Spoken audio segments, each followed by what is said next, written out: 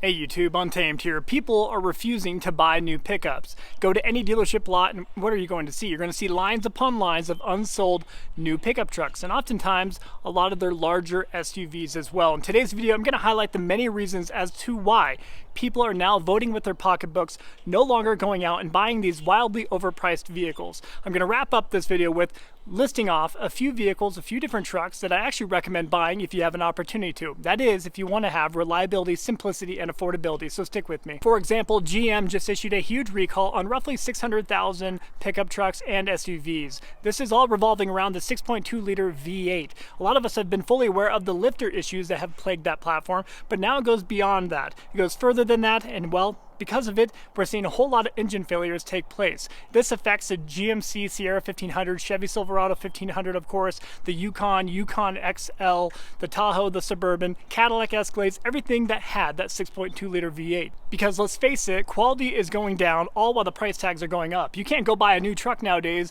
without spending dang near $65,000 to $75,000. Especially if you're going to get anything that's decently spec'd or decently trimmed, expect to pay that much. That recall from GM revolves around their connecting rod and crankshaft engine component issues. This here has led to many engine failures and the engine seizing up, oftentimes while driving on the road, which is pretty concerning and obviously a huge safety risk. I find it quite comical because this problem has been plaguing that engine for many years, but only now GM is actually coming out and owning up to it. I find it funny because now for the 6th consecutive year, GM has been voted among the world's most ethical companies. Kind of ironic, huh? You'd think they would have owned up to it a little bit quicker than now. I find it quite pathetic because GM has a stop sale in place, but only for the carryover 2024 units. They don't have that stop sale in place for their 2025 units that they're still trying to push, right? They don't want this to impact their sales. And if they did have a stop sale on it, man, that would be a huge black eye for their company when it comes to sales figures at the end of the year. So I find it quite ironic that they're able to only issue it on the 2024 units and not allow it to impact their current sales. We saw something similar from Toyota, right? When they had the main crankshaft bearing issue on the Toyota Tundra, they only allowed it to affect the previous year model units that have already been sold, not the ones still sitting on their lots collecting dust. They didn't want it to impact those sales. And obviously this engine issue only adds to the other existing problems with the vehicle manufacturer, right? Really adds on to the whole slew of transmission problems that you often find with modern day Chevys. So just one more black eye for the company. And a part of the rub for me is so many vehicle manufacturers are just pumping out these smaller displacement motors, turbocharging everything, hybridizing everything, and just offering these lesser quality products, all while hiking up those price tags to the moon. We talk about it plenty on the channel, but since 2019, we have seen a roughly 42% uptick in MSRPs across the board, across all vehicle manufacturers. 42%, that is absolutely absurd over such a short duration. Don't even get me started on Toyota. Let's talk about the Tacoma first. For starters, it is now outsourced entirely to Mexico, where Toyota saves over 80% on labor costs comparatively to building it out of San Antonio, Texas. So they save a ton of money on it. The quality has clearly come down just when you look at the panel gaps of the vehicle, the loose components, the rattly components in and out of the vehicle. And now, on top of it all, they force you to have a tiny little 2.4 liter 4-cylinder turbocharged engine. You no longer get that trusty, reliable, naturally aspirated V6. That's a distant memory at this point. So they outsourced production and they still hiked up the price tag tremendously. You can't even go get a TRD Pro within that $50,000 range anymore. You're looking at 67, 68 grand for a TRD Pro or a Trail Hunter. And to add insult to injury, there's a pretty good chance that you'll find a transmission issue with your Toyota Tacoma. So it should really come as no surprise to see dozens upon dozens of them sitting at your local Toyota dealership, oftentimes coming with a $6,000 to $8,000 off discount. The Toyota Tundra is a huge flop, and it has been right out of the gate, right? Obviously, we had that main crankshaft bearing issue, but it goes beyond that. The main crankshaft bearing safety recall obviously served as a huge black eye to the brand, especially the iconic nameplate of the Toyota Tundra at large.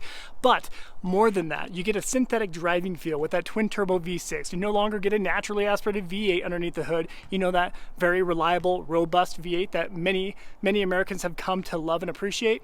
No longer a thing, but instead we get this overly complex twin turbo V6 underneath the hood, and heaven forbid you want to get a capstone or a TRD Pro or a higher trimmed example, get ready to have that hybridized twin turbo V6. Again, overcomplicating it even more. It's too complex for the average Joe and Jane, right? You can't just pop the hood and work on these trucks with full confidence anymore. You know, that has gone far out the window, unfortunately. So it's no surprise that people are not flocking out to buy those Tundras either. Go to any Toyota dealership, you'll see lines upon lines of unsold Tundras of various trims, more often than not upper trimmed examples, because those price tags are shot to the moon.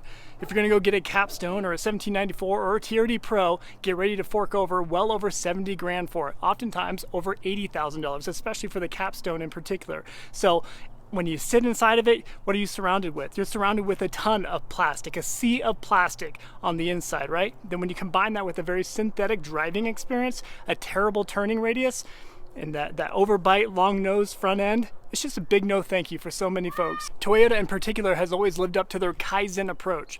Kaizen means a constant, continuous improvement toward perfection, right? They continuously make these small adjustments just toward perfection, right?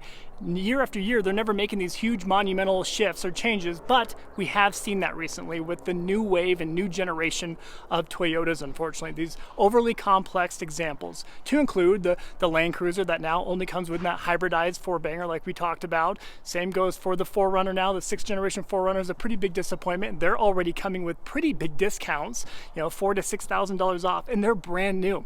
They're fresh off the shelf, right? And even they can't move that inventory. 5th generation 4Runners with the naturally aspirated 4-liter V6, those price tags are skyrocketing right now. Same goes, of course, for the previous generation 2021 and older Toyota Tundra with the V8, naturally aspirated V8. Price tags are shooting to the moon still. Same goes for the Tacoma with the naturally aspirated V6. You get my point here. People miss reliability and they miss simplicity, both of which Toyota's thrown by the wayside. And well, Ford is subject to it as well. Let's talk about America's star child, the Ford F-150 in particular. 48 consecutive years being America's #1 selling pickup. This too has a slew of issues that haunt it as well. Number one being perhaps the death rattle, right? These cam phaser issues or cam phaser failures has become a pretty notorious problem for it, unfortunately. Fixing it, repairing those, replacing it is a huge job and a large cost if you're having to pay for it out of pocket. The list goes on for Ford. We have the intake valve failure where it drops a valve into one of the cylinders, ultimately causing engine failure dang near immediately. So that's a common problem, unfortunately, as well. And transmission issues is an issue that's been plaguing the platforms for years as well. Our Ford Expedition here behind me, this too will often have those hard, jerky shifts, especially when accelerating and decelerating. It's just a very hard, notable shift, and it really sneaks up on you all the time. Oftentimes when you're going downhill or in a turn, you'll feel it the most. But again, transmission issues are a part of the problem. We have engine misfires, ignition coil failures, we have oil pan leaks, especially with the 2.7 liter EcoBoost. We had the plastic oil pans that had an RTV seal instead of a gasket. Those are often failing fairly quickly. On top of that, with the 5.0 liter V8, those two are having head gasket leaks. So it's just a compounding issue, one after the other. You just cannot buy a new pickup truck with any level of confidence nowadays. Ram trucks often come with their own number of transmission malfunctions, engine issues, electrical problems. They have the infamous Hemi tick and the third brake light leak. And Rams in particular, I think, are perhaps the most deceiving, because when you get in them, their interior is exceptional, I think, right? I mean, I would argue Rams probably have the best interior of all pickups, modern day pickups. You get in it and you start feeling around, you're like, holy cow, this is pretty spectacular. But then you quickly learn, and I mean quickly learn, that quality is just not there. It's not where it needs to be, unfortunately, right? Might be nice on the inside, but you can't polish a turd.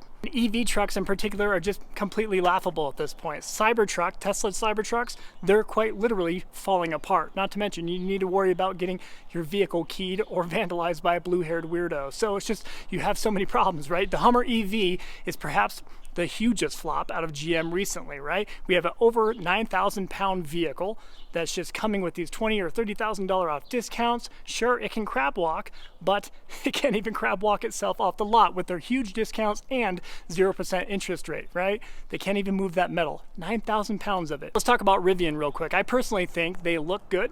I think they're a good looking vehicle. However, people are certainly not buying them with any level of confidence. I remember it wasn't all that long ago that people were actually trying to charge an ADM, additional dealer markup, on those Rivian pickups. Same goes for the Hummer EV. People were trying to get, dealerships were trying to get $20,000 over MSRP.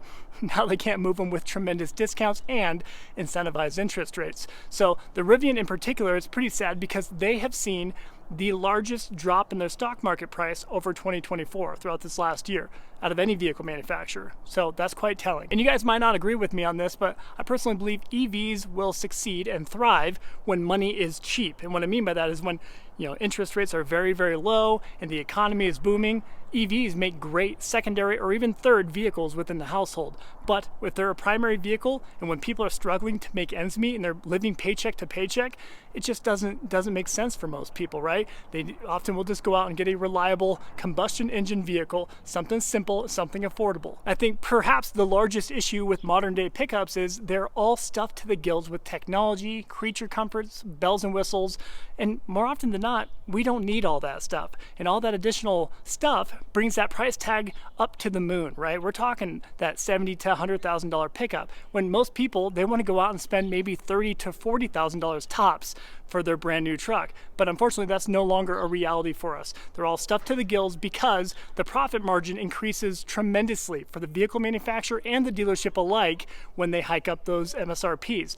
That $80,000 F-150 will yield a much larger profit margin for that dealership and vehicle manufacturer comparatively to that same bare bones example $45,000 F-150. And let's face it, EPA restrictions and all these heightened emission standards really have forced the hands of so many vehicle manufacturers to start shifting the direction and focus of their vehicles. And that's where we start to see the smaller displacement motors, the turbocharged displacement motors with hybridized options, right? They're forcing this green energy movement that has been the case throughout the last 15, 20 years within the United States, right? And because of that, they've overcomplicated so many of these platforms that used to be pretty simplistic, right? And we're seeing it with Toyota in particular, right? They're really following that green movement and really it's jeopardizing the brand's reputation, unfortunately. But that goes for all vehicle manufacturers.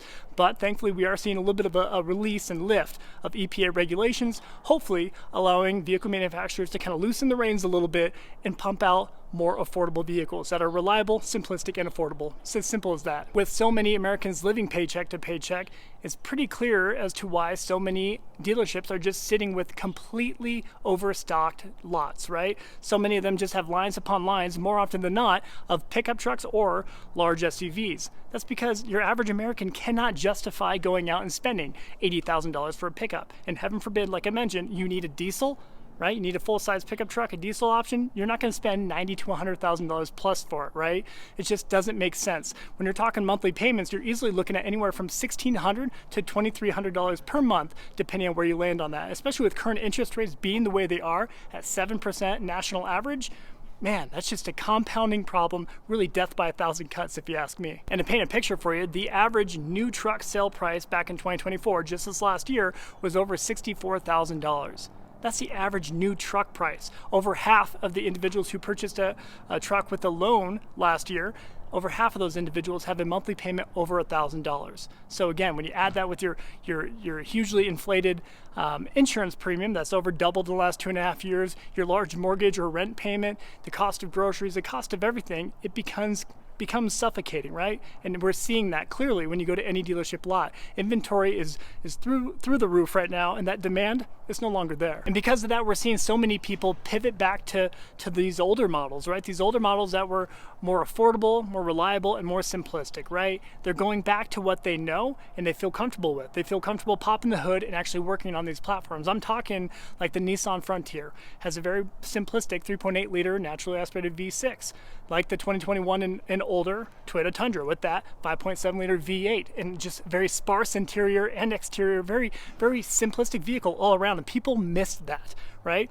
People miss the Nissan Titan for the same exact reason, 5.6 liter V8 in that platform. You know, people are just gravitating to what they know, and they're trying to keep their personal vehicles on the road much longer. Instead of trading out every 3 to 5 years, which has become the normal for Americans, they're now holding on to it for that 5 to 10 year mark, right? Let's try to provide that necessary maintenance, provide that necessary service and keep my vehicle running so I don't have to go out and pay these astronomical prices. So I personally believe we are witnessing a bit of a car market crash right before our eyes. So many dealerships are just stacked up full of inventory. They're paying huge flooring costs every single month on every single piece of inventory on their lot. They're paying that small interest rate, and that's becoming a suffocating thing for dealerships right now.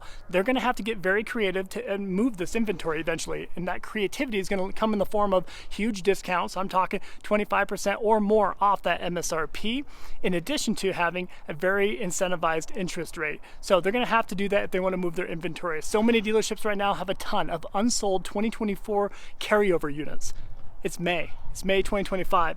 Normally we don't see that many unsold 2024 units sitting on dealership lots. So I'll wrap up the video there, guys. I personally believe that supply has far exceeded demand. The numbers really support that justification. Obviously dealerships will love to tell you otherwise, and they'll love to beat the drum on the whole pre-tariff vehicles, right? Better buy them before those tariffs hit. They're going to beat that drum to death, right? But let's face it, they're in a very sticky position right now. There's a reason why so many car salesmen are hanging it up. So many car salesmen are just leaving. They're quitting because they cannot justify staying in those positions, because a large part of their income is based on commissions, and they're not selling vehicles right now. So let me know what your thoughts are. Why do you think people have just stopped buying trucks? Because it's abundantly clear when you walk to any dealership lot. Thanks for watching as always. If you appreciate this type of content, I do respectfully request that you please consider liking and subscribing. Your support means a lot, and it certainly doesn't go unnoticed. Until next time.